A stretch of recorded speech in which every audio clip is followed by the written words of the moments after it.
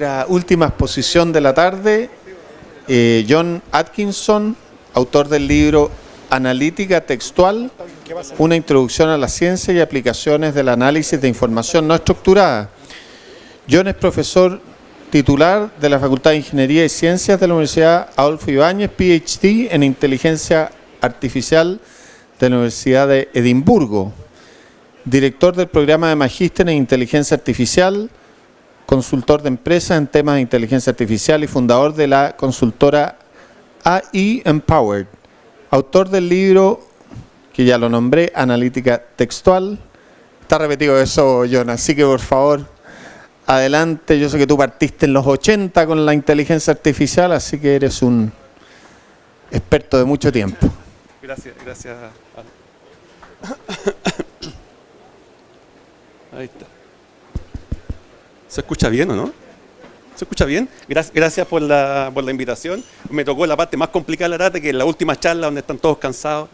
Pero quería comenzar con lo siguiente. En todas partes hay gente ociosa, digamos, y hay... esto fue 25 años atrás. ¿Ahí? ¿Por ahí sí? Ahí sí. 25 años atrás, a un ingeniero de Microsoft se le ocurrió la brillante idea en su tiempo de ocio, valga la redundancia, que tomó la Biblia en formato electrónico y tomó la memoria anual de ese año, valga la redundancia, de Microsoft, ¿cierto? O el equivalente a la memoria anual. La cruzó y estableció que usted sabe lo que es una correlación, ¿cierto? Estableció que la correlación entre Bill Gates y el demonio era casi 1.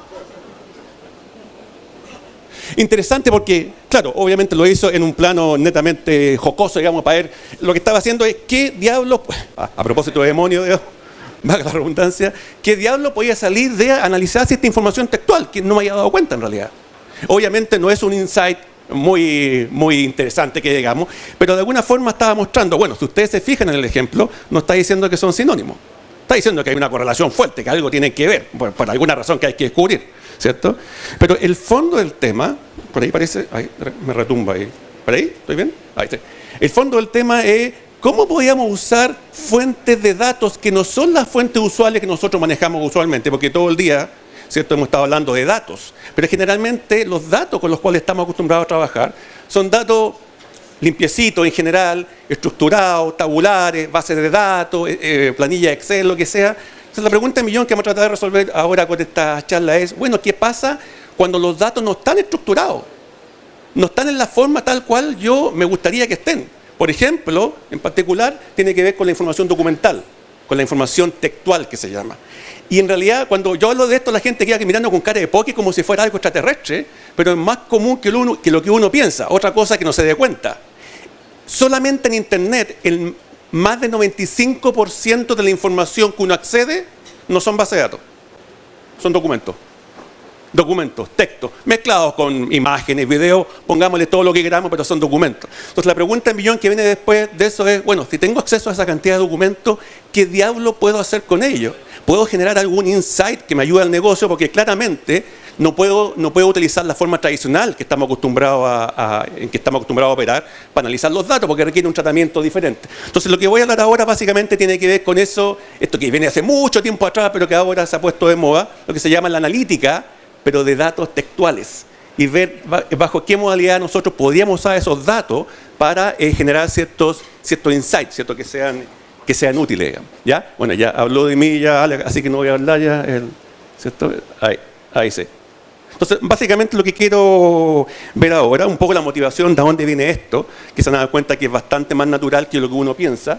¿Qué es lo que queremos decir cuando hablamos de fuentes textuales? ¿Dónde las podríamos encontrar?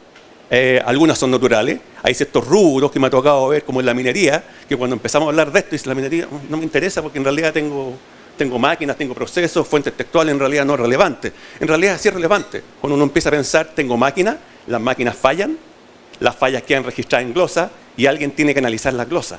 Y la glosa tiene una cantidad de información extremadamente importante. El problema es que nadie la lee, porque nadie se imagina que hay información relevante ahí, que es otro problema, ¿cierto?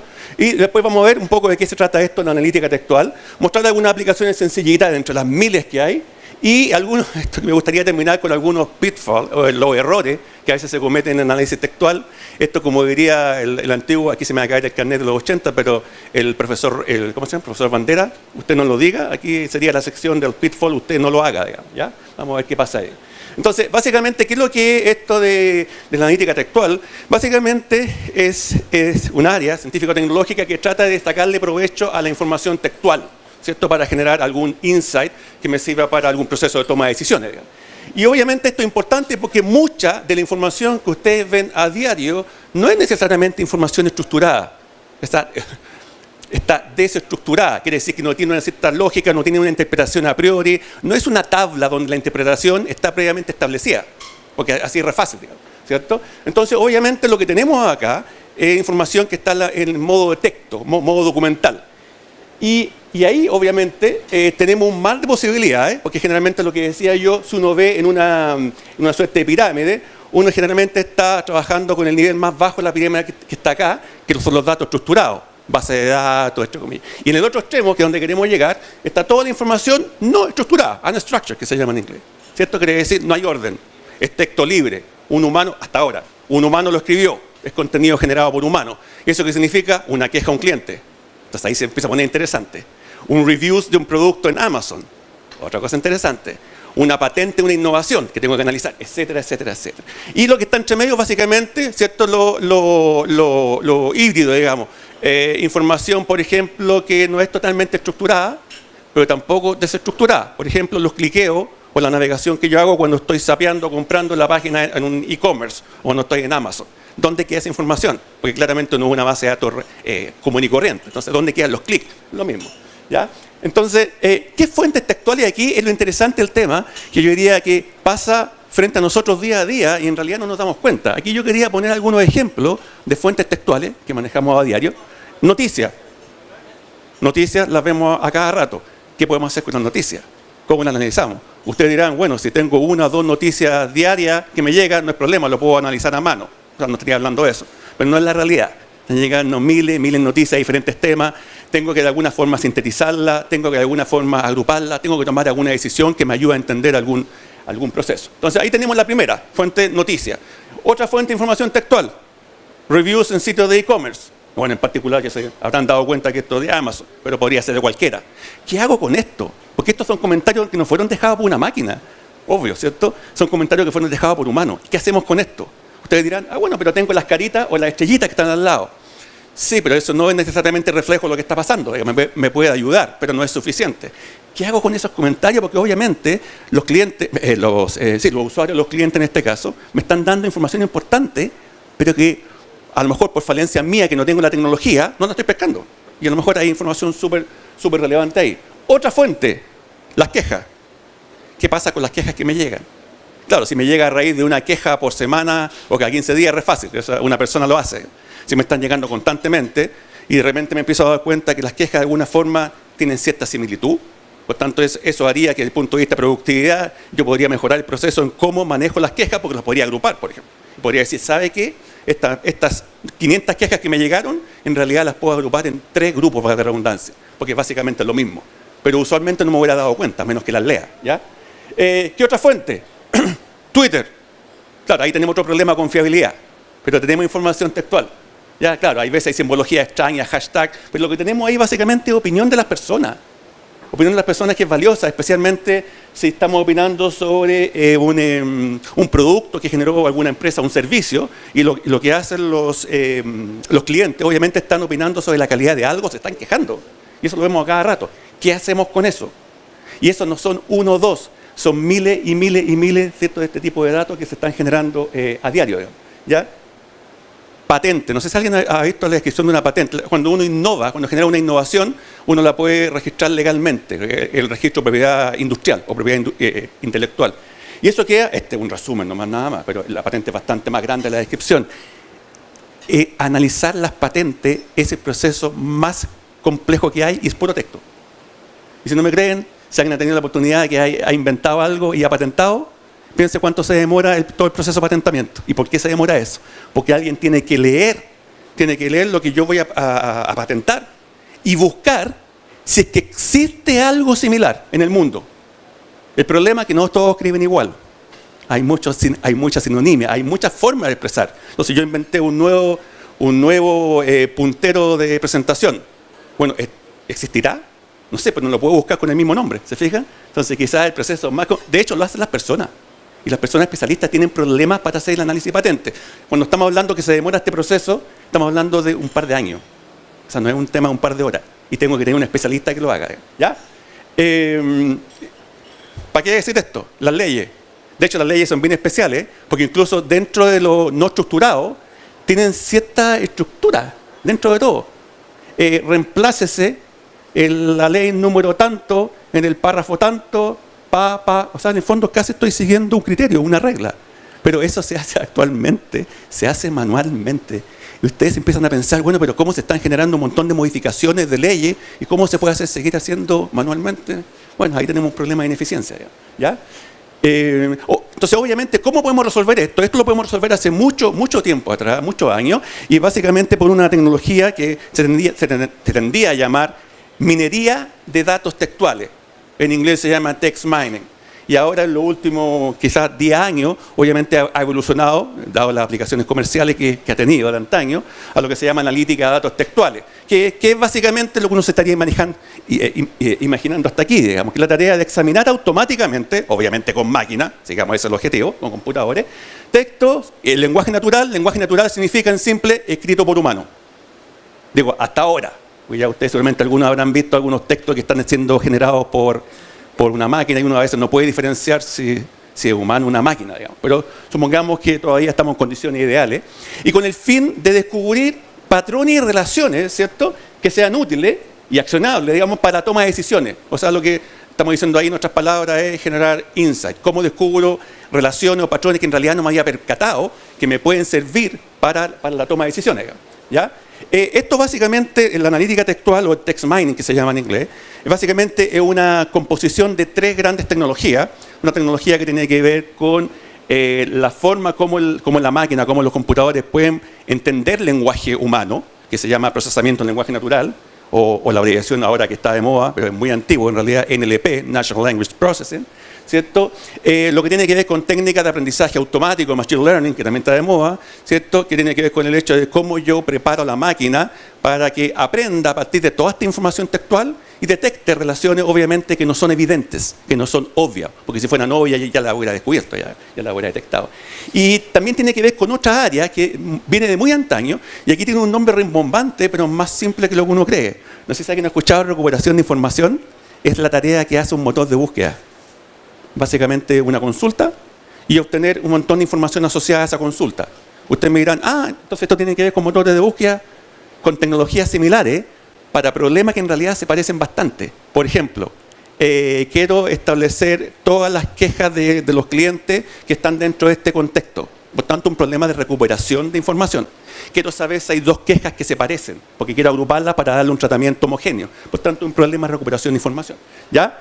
Pero no todo es color de rosa. Y aquí tengo que reconocer, me van a disculpar, yo no soy fanático del fútbol, pero tengo que reconocer que tengo que dar algún ejemplo para que todos entiendan, digamos, de situaciones en las cuales manejar esta información textual, incluso para los humanos, es extremadamente compleja. Incluso cuando tengo un solo párrafo. Si no, miren esto. Está plagado. Seguramente todos lo han visto. Pero esto, lo chistoso, o sea, esto es terrible. Mamá ya es chiste. Estas son las famosas frases de los jugadores de fútbol de los 80 y entrenadores por ahí. Francisco Roca, el equipo juega igual conmigo, sinmigo. Tenemos otra joya por aquí, ¿cierto? Claudio Borghi, clásico. Periodista, ¿cuándo te fuiste al Milán te pagaban mucho o poco? No, ni lo uno ni lo otro, sino todo lo contrario. Otro, Carlos Caselli, no tengo por qué estar de acuerdo con lo que pienso, clásico. Ustedes dirán, jajaja, ¿qué tiene que ver esto? El problema es que esto está replicado en todo Internet. ¿Y qué pasa cuando ustedes tienen muchas cosas que se repiten muy frecuentemente? ¿Qué significa eso? Que pasan a ser, en términos de frecuencia, pasan a ser casi como hechos verdaderos. Entonces, no es muy trivial el problema, porque cuando uno empieza a extraer información, especialmente redes sociales o similares, uno se empieza a encontrar con estas cabezas de pescado. El problema, uno no puede distinguir tan fácilmente, no, esto es una broma. No es tan trivial, porque además está repetido, y por estadística uno dice, oye, ocurre harto, debería ser verdad, pero en realidad no es verdad, ¿ya? Entonces, Básicamente, ¿de qué se trata esto? Y dónde por muchos años hay tecnologías que se han utilizado, pero a veces se confunde. Por ejemplo, yo cuando estoy usando un motor de búsqueda, ¿ustedes dirían que estoy descubriendo cosas nuevas? No. ¿Qué estoy haciendo? Accediendo, recuperando información que está, pero que a mí se me complica en accederla. ¿Se ve?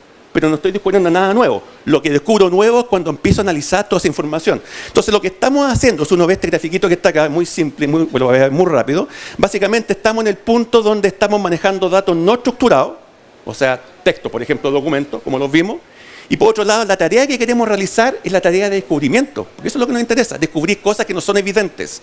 Y ahí, obviamente, nos lleva a esta área de text mining o text analytics. ¿Por qué hago esta distinción? Porque si yo simplemente estoy haciendo búsqueda, no estoy descubriendo nada nuevo y lo que necesito es un buscador, tipo Google o lo que sea. Por tanto, son tareas total y diametralmente diferentes, ¿cierto? ¿Dónde podría ser esto interesante? Para que piensen, no voy a hablar de lo técnico, porque no es el objetivo de hablar de lo técnico, pero piensen qué preguntas que manejan este tipo de información podrían generar insights interesantes para nosotros en las empresas. Por ejemplo, fíjense, ¿existe alguna relación? Tengo información de los competidores, tengo, no sé, documentos, información de la web de mis empresas competidoras. ¿Existe alguna relación con mis competidores a partir de los documentos que están publicados en los medios? Bueno, obviamente hay un insight importante que no es tan fácil de descubrir. Segunda pregunta que puede llevar a un insight. ¿Cuál es la emoción de mis clientes en redes sociales? Esto es lo más usual. Esto no estoy inventando la pólvora, ya hay tecnología para esto. ¿Qué es lo que están pensando los clientes sobre mi producto? ¿Les gusta, no les gusta? ¿No están ni ahí? En realidad no están muy claros, medio ambiguos, lo que sea. Ya tenemos la tecnología para hacer eso, para responder esas preguntas. ¿Qué otra cosa más? ¿Por qué están fallando las máquinas según lo que está registrado en los logs, en la glosa de mantención? Que nadie las pesca, que queda registrado en un montón de empresas, digamos, y nadie las ve porque nadie se imaginaba que se podía sacar algún provecho. ¿Y podríamos sacarle provecho de ahí? Sí, de hecho ya hemos hecho un trabajo que a partir de la glosa se predijo problemas de mantención que con los datos tradicionales no se podía hacer, porque no estaba. Muchas veces esto es complementario, no es que esto sea bueno y lo otro malo, es complementario. ¿Ya? ¿Qué otra cosa más? ¿Cuáles son los productos y servicios que hacen referencia a nuestros clientes en sus comentarios? Si quiero agruparlo y quiero pasárselo a algún ejecutivo, a alguien que haga el procesamiento y me llegan miles de quejas o de consultas, como sea que se están refiriendo. Tengo que entender necesariamente los documentos. ¿Ya? ¿De qué hablan nuestros, ya vamos a poner un ejemplo posteriormente, de qué hablan nuestros clientes?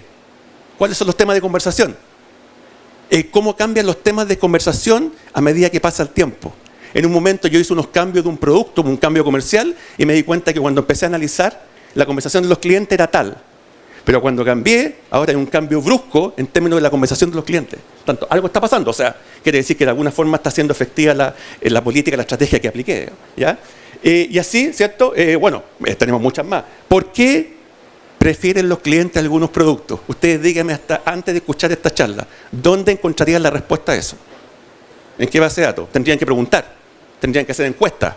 Pero encuesta no es muy astuto porque es bastante invasivo y la gente no me da toda la información en la encuesta. Mejor la saco en las redes sociales o de algún resumen, lo que sea. Por tanto, esa información documental la que tengo que usar de fuente de datos. No entra en detalles técnicos de esto, pero solamente puse esta figurita para transmitirle el mensaje que esto no es mágico y no es que uno haga un clic y se respondan mágicamente todas estas preguntas. No, porque ustedes se imaginarán que los documentos, la máquina o computador no puede procesar un documento como puede procesar una base de datos. Por tanto, ¿qué es lo que hay que hacer? Hay que limpiarlo, hay que bañarlo, hay que ducharlo, perfumadito, y eso implica pasar por un montón de pasos hasta que finalmente la máquina lo puede procesar. Entonces podemos partir desde los textos que están más abajo, puros, los podemos ir preprocesando, porque obviamente no los puedo entender tal como están, los puedo ir procesando, puedo ir entendiendo de qué diablo están hablando, y una vez que entienda de qué diablo están hablando, realizar alguna tarea de descubrimiento. Ya vamos a ver algunos ejemplos de eso. ¿Ya? Pero todo esto es para decirle que necesito preparar los datos textuales tal como ustedes preparan otro tipo de datos, salvo que aquí es un poquito más complicado, porque estamos manejando información documental. O sea, quiere decir que fue escrita por humanos, ¿cierto? Hasta llegar a un momento que tenemos que descubrir cosas, que es el objetivo final del negocio, y evaluar. En algún momento alguien va a preguntar, bueno, esto fue lo que descubrí interesante, es bueno, vale la pena, etcétera, etcétera. Había un caso de un banco, no voy a decir el nombre, pero en todo caso no es chileno, digamos, un banco británico hace muchos años atrás que descubrió que había una fuga extremadamente grande de clientes. Entonces empezó a analizar sus bases de datos, no descubría nada interesante. porque trataba de responder la pregunta, ¿por qué diablo? Que es bastante usual, ¿cierto? ¿Por qué se me van los clientes? Entonces lo que empezó a hacer es analizar las bases de datos de clientes, nada. Después tomó las quejas de los clientes y las analizó automáticamente, y con las puras quejas no encontró nada. Sin embargo, un analista astuto se le ocurrió la brillante idea de que dijo, crucemos las quejas de los clientes con información de perfiles de los ejecutivos del banco y descripción en general del ejecutivo. Lo cruzó y llegó a algo interesante. Empezó a generar segmentos y descubrió que de repente había un grupo en donde estaban puros clientes que se habían quejado de algo. Características eran clientes. Por tanto, no había nada interesante. Segundo grupo avanzó, dijo, aquí hay clientes y qué raro que en este grupo quedó un ejecutivo que no tiene nada que ver con los clientes, y empezaron a analizar. Este es un proceso que duró varios meses en realidad, y llegaron a la conclusión que el causante que se haya fugado tanta cantidad de clientes era un ejecutivo. ¿Y cómo lo descubrieron? Porque detectaron que habían patrones comunes, que tienen que ver con las quejas que lamentablemente nadie las había pescado y nadie había accedido a esos datos. Entonces ahí, obviamente, la consecuencia, bueno, es sensible porque tomaron su tiempo, después no era llegar a echar a la gente, había que hacer toda la demostración, digamos, interna. Bueno, pero ahí tienen un caso donde la interpretación de la evaluación es extremadamente relevante. Veamos algunos casos para que tengan una idea de cómo esto, no voy a hablar de lo técnico, pero cómo esto se refleja en aplicaciones. Bonitos los colores, ¿cierto? Pero esos colores, ¿sabes lo que son? Son la representación matemática de documentos, por ejemplo, quejas. Lo que hice yo, tomé un montón de quejas, las representé internamente, le puse color y le dije a la máquina mágica, maquinita, tú que eres mágica, empieza a agrupar y establezca qué quejas pueden ser similares.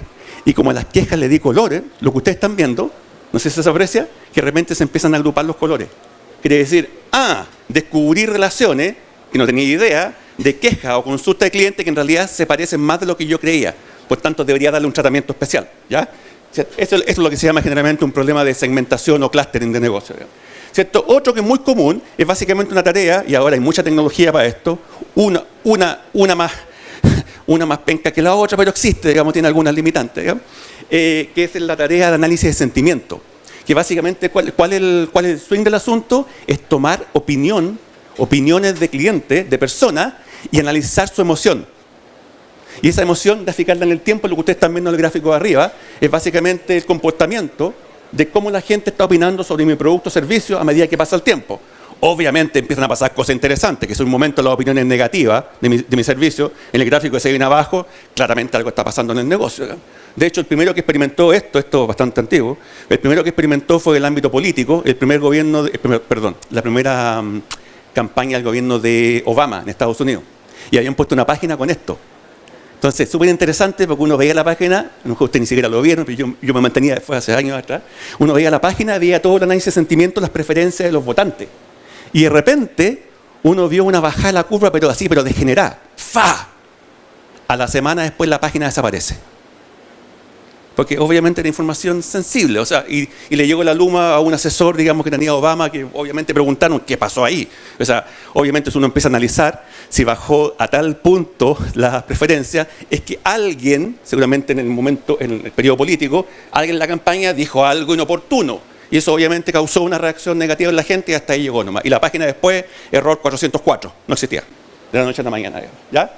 Esto es interesante, por ejemplo, tenemos información de clientes que no llegan, clientes que se están quejando sobre diferentes productos, diferentes áreas de mi retail o de mi e-commerce, de vestuario, de qué más, de electrodomésticos, etcétera, etcétera. Y lo que yo podría hacer básicamente es tomar esa información de los clientes e intentar clasificarla automáticamente y pasársela a las personas que corresponden. Entonces, lo que ustedes están viendo acá es la simulación de qué pasaría si tomo esas quejas, la llevo a un modelo matemático y trato de dividirla, trato de segmentarla.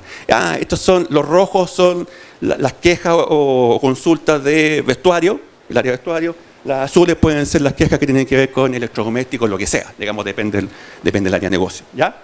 ¿Estamos? Esta otra cosa interesante que es bastante usual hoy en día, pero bastante útil también, que es lo que se llama extracción de información, que tengo un texto, tengo un documento, por ejemplo, la queja del cliente, y lo que yo quiero identificar es dónde diablo el cliente mencionó sobre lo que se está quejando. O más aún, ¿de qué se está quejando? O más aún, ¿dónde se está quejando? Ustedes dirán, pero eso es trivial. Yo tengo que leerlo y lo sé. Sí, pero usted no puede leer millones y millones de documentos. Entonces la máquina puede hacerlo. Lo que están viendo acá, en colores, básicamente la identificación automática previo, entre comillas, entrenamiento de la máquina aprende a identificar dónde diablos se están nombrando cosas interesantes que yo después puedo tomar y analizar con un método convencional, ¿ya? Y esto es otra cosa súper interesante, tiene que ver con una de las preguntas que hacíamos antes, que es, ¿cuál es el tema de conversación? ¿Cómo los tópicos de conversación van cambiando a medida que pasa el tiempo? Por ejemplo, con mis clientes. Este ejercicio lo hice, tomé los discursos presidenciales del gobierno anterior. Aquí solamente un pantallazo, lamentablemente no alcanzo a colocar todo. Si después me envían un correo, les paso el análisis completo, ¿ya? Y básicamente la pregunta era, ¿cuáles son los temas de los cuales se habla, los tópicos de los cuales se habla según esta base de datos documental, que son discursos, que son cada discurso un par de páginas, digamos, ya que están disponibles públicamente, ¿ya? Y si ustedes se fijan acá, por ejemplo, no sé si se alcanza a ver de allá, las palabras, si ustedes empiezan a leer las palabras cómo están conectadas, se van a dar cuenta que hay un cierto tema de conversación que alude a esas palabras. De hecho, si yo me cambio, aquí no me puedo mover porque no es dinámico, esas palabras están asociadas al grupo que está en rojo. Si me muevo del grupo, seguramente van a aparecer otras palabras. Eso quiere decir que, van cambiando los temas de conversación según lo que la máquina aprendió. Y los temas de conversación me están diciendo algo. O sea, sabe que el 4 de octubre la gente hablaba de estas cosas, de estos términos, pero resulta que ahora estamos en diciembre y la gente cambió bruscamente a esto. Algo está pasando. Esto tenemos que tomar alguna decisión sobre eso, ¿ya? Esto es algo interesante que ha sido un boom a nivel mundial. Esto es lo que la máquina puede hacer analizando información textual, por ejemplo, con artículos médicos, diagnósticos médicos. Porque a diferencia de los textos que les mostré recién, que todos los podemos entender, básicamente, los artículos médicos, los diagnósticos, tiene que haber un especialista. Tanto el especialista que tiene que identificar las patologías que se están mencionando para después hacer ciertos análisis, o para establecer ¿cómo se llama? Los costos de las enfermedades, etcétera, etcétera, ¿cierto? Y aquí básicamente lo que puede hacer la máquina a partir de un diagnóstico, identificar automáticamente las patologías, las drogas, etcétera, etcétera. Ustedes dirán, pero si eso es fácil, pues. Si yo tomo una lista con los nombres y veo si están, sí, pero no tengo ninguna lista de nombres. De hecho, más, los nombres son súper especializados. Más aún, los especialistas los escriben como la mona, digamos, y todos los escriben diferentes. Pero al cabo de un tiempo, cuando uno es experto, se da cuenta, experto en la materia de esa, uno se da cuenta, se está haciendo referencia a lo mismo.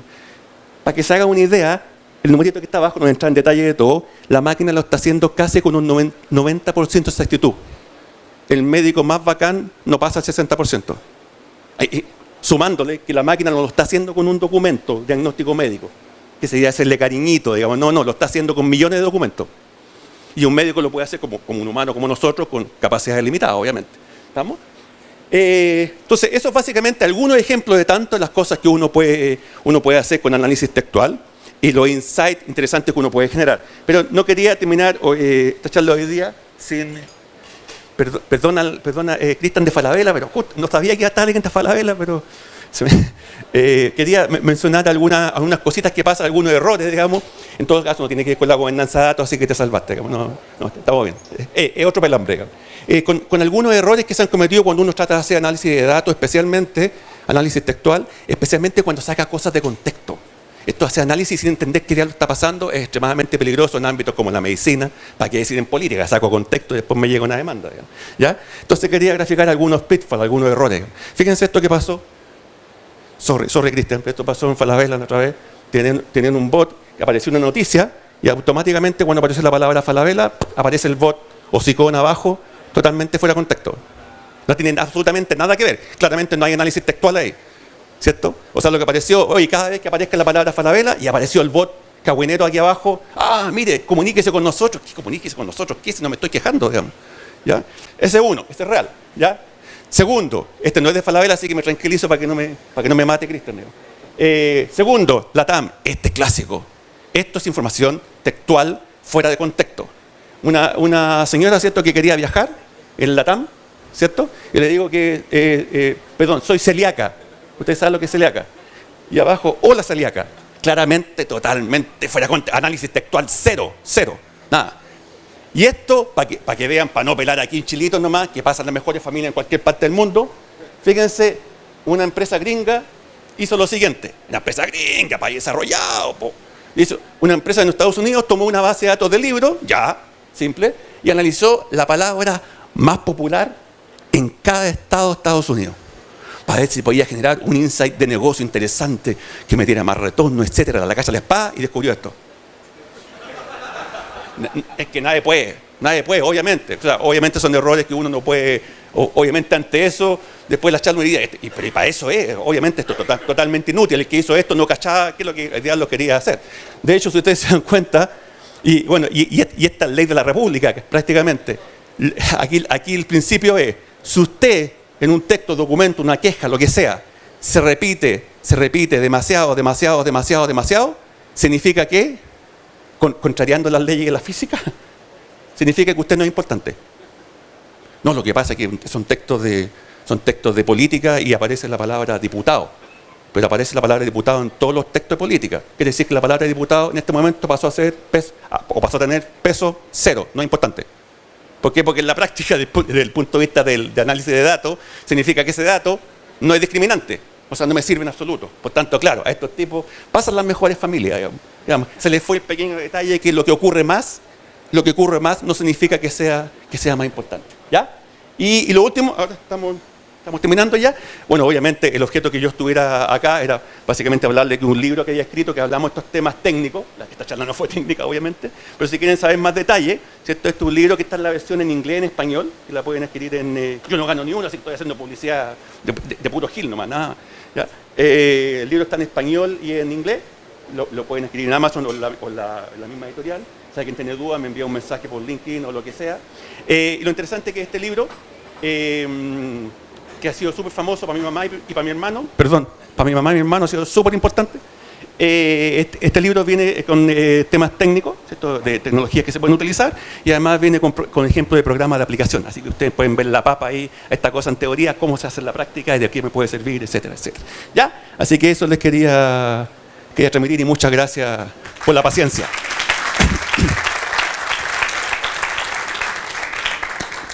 No sé si hay tiempo para preguntas o si no nos vamos para la casa, de hecho. Sí. Pero igual, no, oye, mientras... Muchas gracias. Perdón. No, mientras montan, porque ahora tienen el conservatorio, no, el conversatorio, que ya estamos cansados. Sí, podrían ser los dos. Pero bueno, si quieren, por mientras que esto se monta, nos echamos para acá para que puedan poner la silla. Cualquier pregunta, pedida de descuento para el libro. No, eso no. Cualquier pregunta menos esa. Cualquier pregunta menos eso. Allá, por favor, si puede ser un micrófono. Gracias.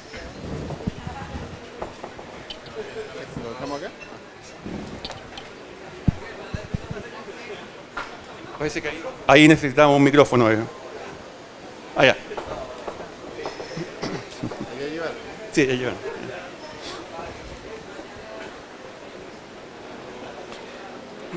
Hola. Hola. Te quería preguntar, no sé si tú tienes experiencia de algún caso en Chile que haya ocurrido. Yo vi una vez, escuché en Estados Unidos uno muy interesante, no recuerdo qué empresa, si fue IBM o algo de ese tipo, donde agarraban los correos electrónicos y analizaban el contenido, el título, a quién se lo enviaba, con quién más trabajaba, qué es lo que decía, y hacían toda una analítica de perfilamientos de cada empleado y lograban unos insights bien interesantes. No sé si eso está muy lejos de nuestra capacidad de desarrollar en Chile. No para nada, pero generalmente eso ha estado asociado. Ahora se hace en muchas empresas, pero contextualizado, a un nivel un poquito más simple. ¿Es legal? ¿Hay temas legales ahí de...? Sí, pero el ejemplo que tú das es muy buen ejemplo. Se hacía generalmente a nivel de organismo de inteligencia. De hecho, les quería contar, de aquí no sale, pero el año 2000, fue un poquito después del atentado a las Torres Gemelas, 2001. No sé si lo pueden googlear, no sé si está registrado todavía en internet, a lo mejor lo podían googlear. Yo todavía estaba viendo, estaba en mi doctorado en Escocia, pero estaba viendo en Concepción, en el fondo.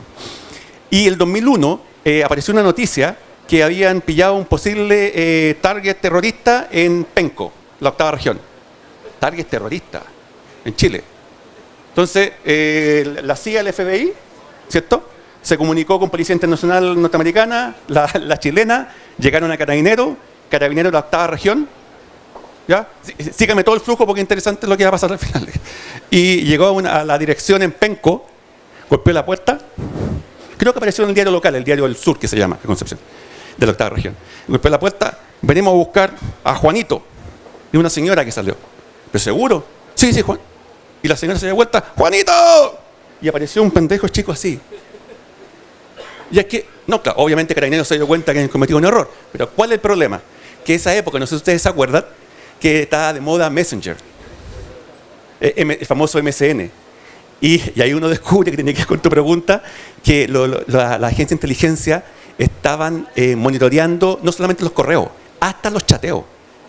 Porque habían detectado palabras sensibles como bomba y otra cosa más. Seguramente, no sé, porque los chicos o alguien se comió algo, le cayó mal, esta cuestión me cayó bomba, terrorista. No sé, algo a lo mejor como tal. Pero para que veas al punto al cual llega. Generalmente este tipo de cosas a ese nivel, sí, tiene un tema con la privacidad, como evidentemente, pero ha estado asociado más que nada a la agencia de inteligencia. Digamos. Ahora en Chile se está haciendo en general mucho, o sea, tú quieres monitorear los correos de tus clientes con ciertas restricciones, obviamente, quieres tomar ciertas decisiones, pero se hace, digamos. Pero a ese nivel completo, llegar hasta monitorear los chateos, ya es invasión a la privacidad evidente, digamos, ¿te fijas? Así que sí, digamos, es un tema sensible. Sí. Sí, no sé si estamos tiempo para las preguntas ya. Gracias. Gracias a todos.